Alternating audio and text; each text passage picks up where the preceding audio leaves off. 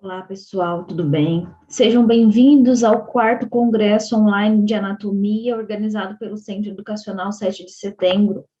O meu nome é Aline e hoje eu vou conversar um pouquinho com vocês sobre a anatomia do telencéfalo.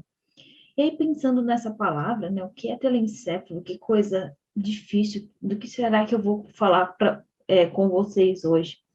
E eu digo para vocês que a gente vai conversar, então, sobre a maior área encefálica que nós temos no nosso cérebro, que é o telencéfalo, que são os hemisférios, que é o córtex cerebral.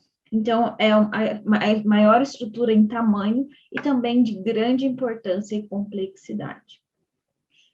A origem embrionária do telencéfalo é o prosencéfalo.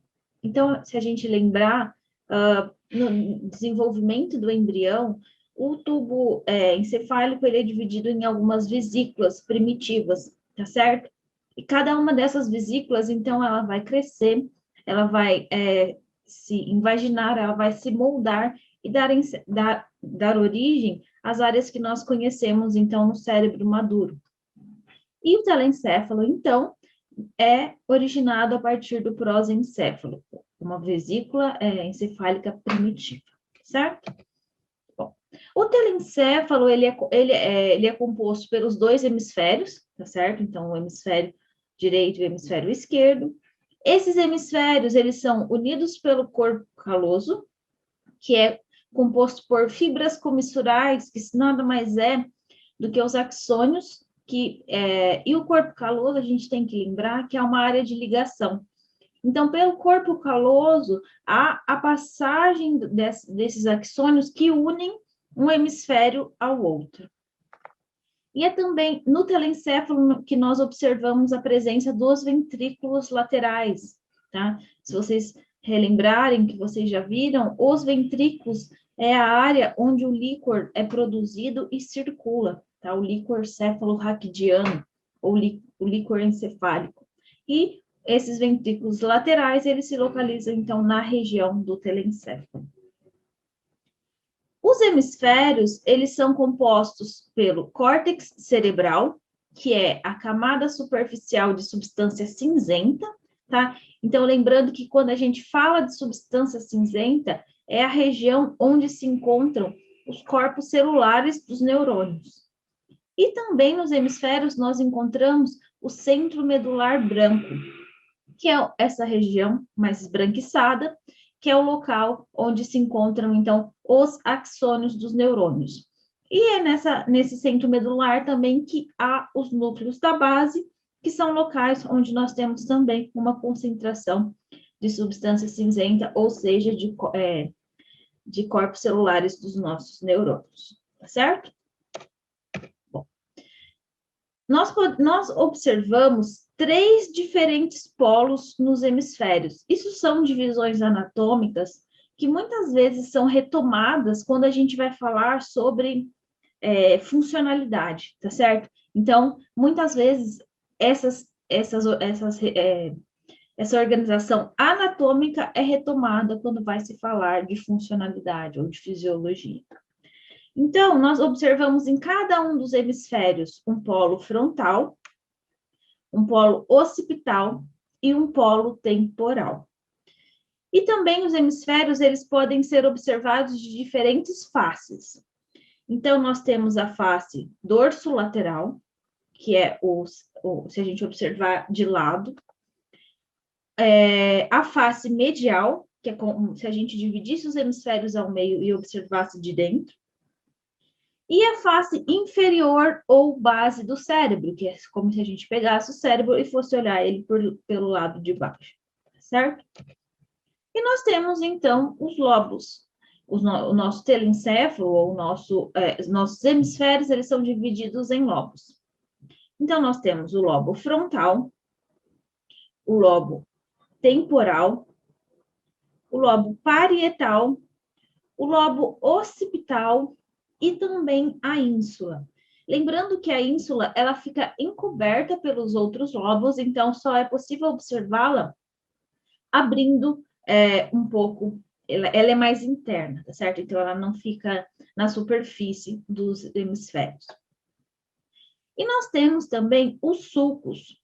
Os sulcos, eles aumentam a superfície do nosso encéfalo sem dar tanto volume, ou seja, 2/3 do nosso encéfalo, eles se encontram escondidos, ou seja, invaginados, dobrados, e é isso que a gente chama, essa é a razão da existência desses sulcos. Os sulcos, eles delimitam os giros, tá certo? Nós temos alguns sulcos de grande importância e que muitas vezes eles são citados anatomicamente. Bom, então, agora eu vou mostrar para vocês algumas áreas importantes em cada um dos lobos, tá certo? É claro que nós temos muito mais detalhes, nós temos muito mais informações, mas eu tentei resumir para trazer algumas áreas de importância e mostrar hoje para vocês, tá certo? No lobo frontal, nós encontramos o lobo paracentral, em verde, que é uma importante área de controle motor. Nós também observamos o giro do cíngulo, que faz parte do sistema límbico, tá? Então, quando a gente fala de sistema límbico, a gente lembra de emoções e de memória. O giro frontal é onde se encontra a área de Broca, que é essa região em vermelhinho que vocês podem observar aqui. E a área de Broca, ela é importante para o controle da linguagem. Nós temos também no lóbulo frontal o sulco olfatório, ou o rinencéfalo, que é uma importante área de controle do olfato. Partindo para o lobo temporal, nós encontramos nessa região uma área auditiva, que é essa em vermelho, então é importante para o controle da audição. O uncus, que se encontra aqui em azul, e tem importante papel no olfato. E também o córtex entorrinal, que se encontra aqui em vermelho, e ele também faz parte do sistema límbico e do controle da memória. Observando o lobo parietal, nós encontramos a área somestésica, tá certo? Que está aqui em vermelha, ou seja, é uma área importante para o controle das sensações. E no giro angular, aqui em azul, é uma área de controle de linguagem. O lobo occipital, ele é praticamente todo envolvido em relação ao controle da visão, certo? Tanto a região do cúneus, quanto esse giro occipital pré-medial. Então, esse lobo é um dos poucos lobos que a gente pode dizer que ele tem um papel mais específico no controle das sensações do nosso organismo. E a ínsula, que eu falei para vocês, que fica lá escondidinha entre os demais áreas encefálicas, ela é uma importante área relacionada com o sistema límbico e também uma área de controle de gustativo, de sabor. Bom, então, como eu falei para vocês, no telencéfalo nós temos uma das áreas de maior tamanho e complexidade no nosso sistema nervoso central, que é o córtex cerebral, tá certo? Ele é uma das partes mais importantes. Assim, a gente nunca pode dizer que uma parte é mais importante que a outra, porque qualquer uma das áreas que seja lesada, que seja comprometida, vai comprometer em todo o ser humano, tá certo? Mas quando a gente fala, o córtex, ele é muito detalhe, ele está envolvido em organizações muito complexas, tá certo? Até o córtex chegam informações de todas as partes do sistema nervoso, e é nessa região que essas informações elas vão ser interpretadas e tornadas conscientes. Ao mesmo tempo, do córtex partem impulsos que iniciam e comandam movimentos voluntários e também funções psíquicas. A gente observa que há um aumento da extensão e complexidade do córtex durante a evolução. Então, os animais mais primitivos apresentavam um córtex menos desenvolvidos e, como consequência, eles eram seres de menor complexidade. E o ápice do desenvolvimento do córtex se dá na espécie humana. E é por isso que a gente sabe que os seres humanos apresentam funções intelectuais e subjetivas que a gente não observa em outras espécies, em outros seres vivos, tá? Então, isso se deve muito à evolução e à complexidade do córtex cerebral. No córtex, a gente consegue dividir algumas áreas de controle. As áreas primárias, elas estão relacionadas com sensibilidade e motricidade. As áreas secundárias estão mais relacionadas com processamento complexo de informações sobre sensibilidade e motricidade. E as áreas terciárias, elas estão mais relacionadas com atividades psíquicas superiores. Ou seja, elas não se relacionam isoladamente com nenhuma modalidade sensorial ou motora.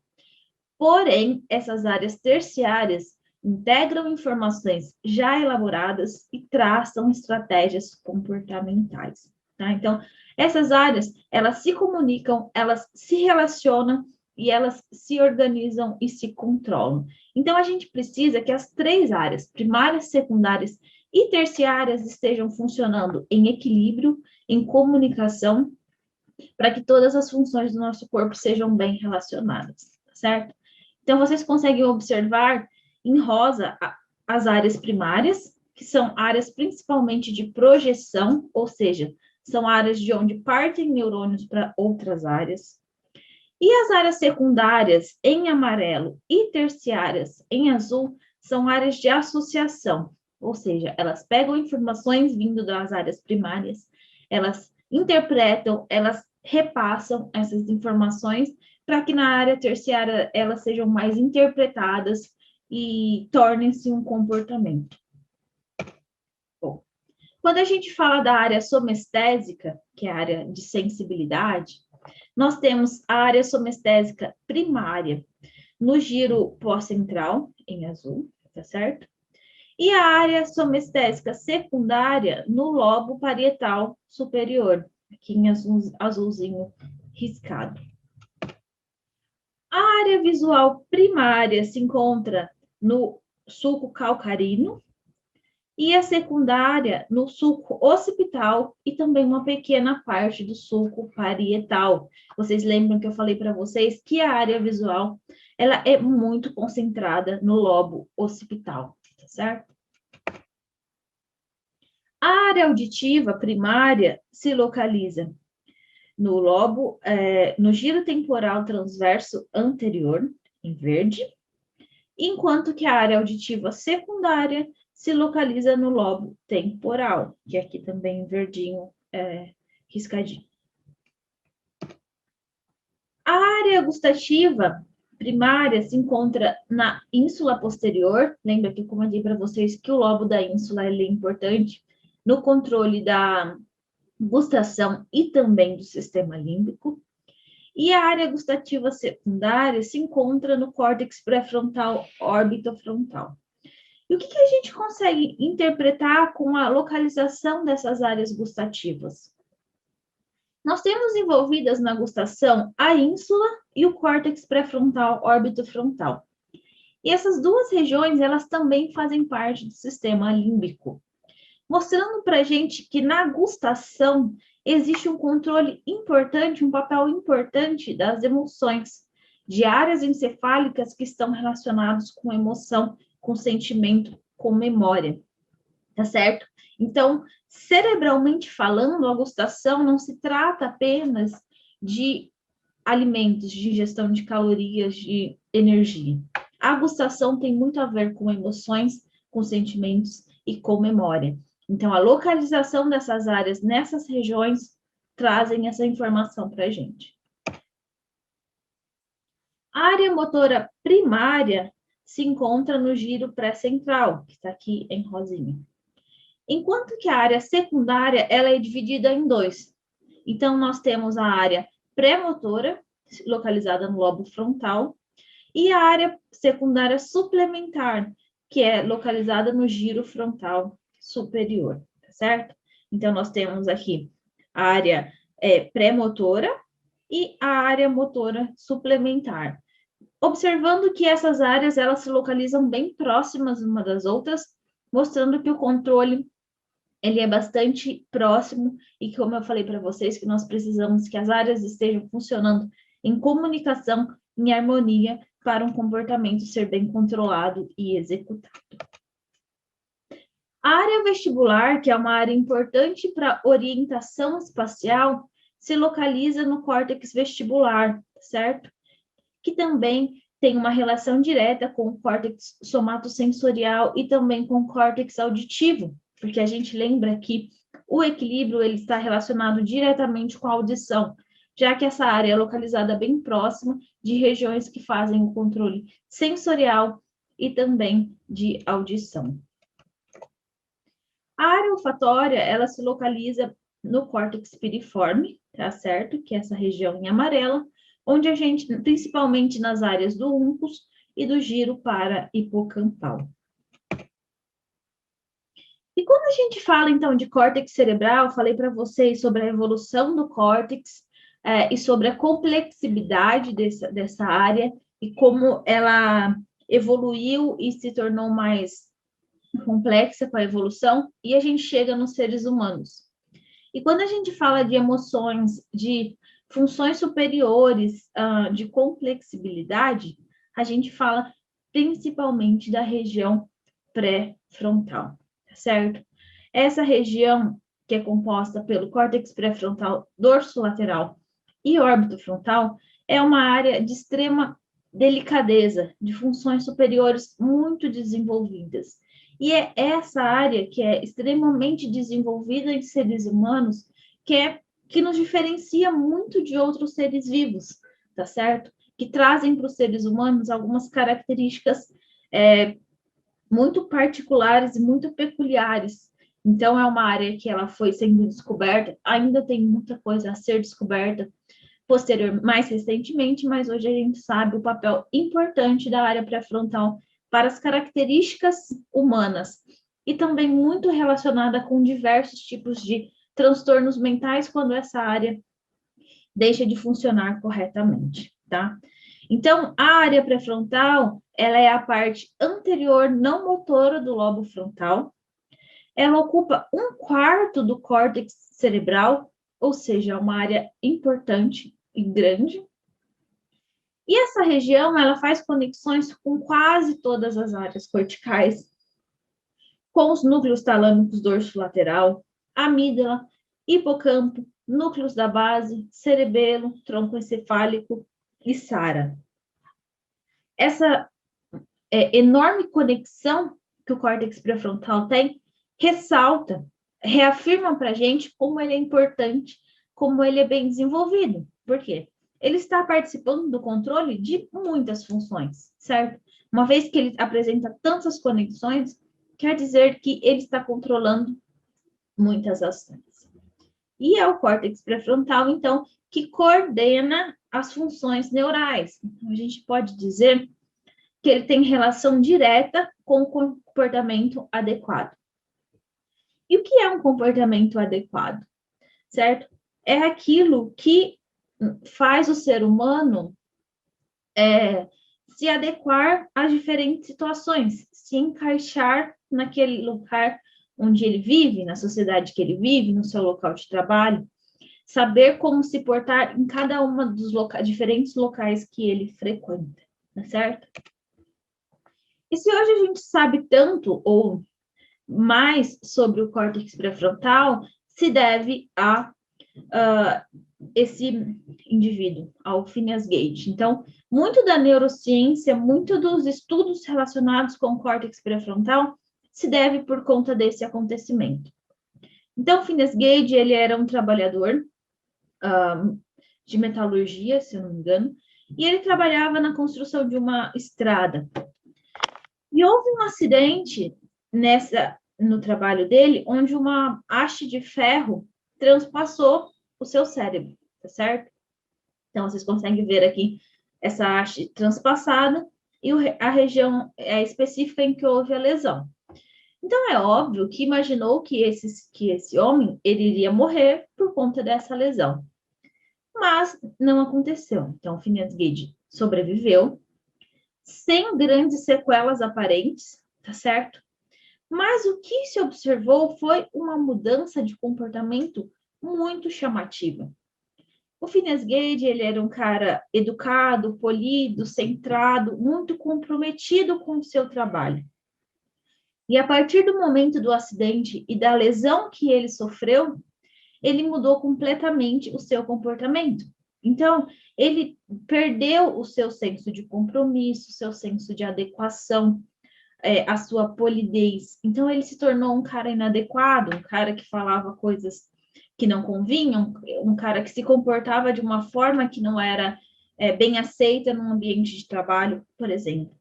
E então, os estudos foram avaliar o que teria acontecido nessa situação e chegaram à conclusão, então, de que houve uma lesão no córtex pré-frontal, mais especificamente no córtex pré-frontal orbitofrontal, e que essa região, então, tem muito controle sobre a questão comportamental.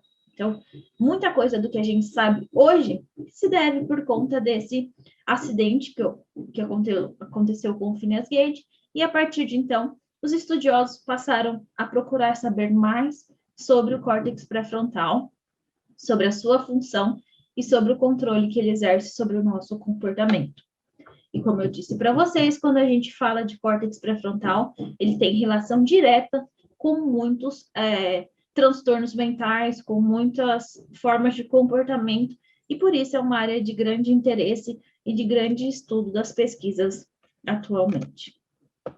Pessoal, agradeço muito a atenção de vocês, espero que vocês tenham gostado e permaneço à disposição. Um abraço e até a próxima.